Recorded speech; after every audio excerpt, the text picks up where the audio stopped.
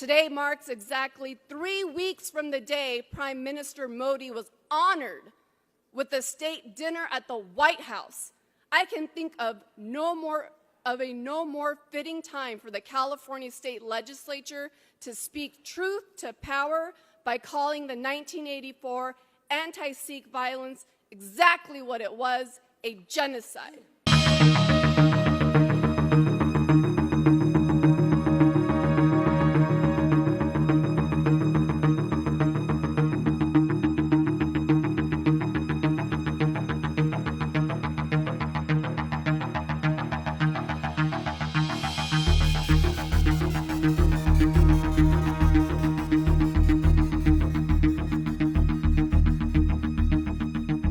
As the first Sikh elected to serve in the California State Legislature, and on behalf of the nearly 30 million Sikhs living throughout the world, let me take this opportunity to thank you for refusing to sanitize history.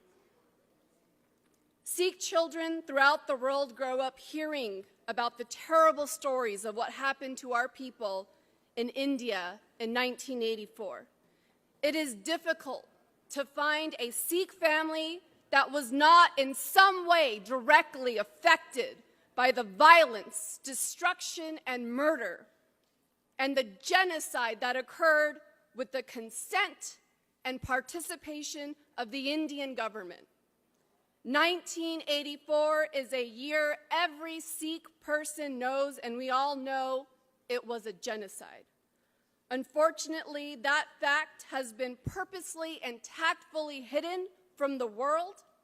Most history books fail to use the term genocide and minimize the number of deaths that occurred, as well as the role of the Indian government played in orchestrating attacks against its own citizens. Prime Minister Modi has tried to scrub the truth from India's history by claiming that the violence was not directed at any particular community and was instead an attack on the whole nation.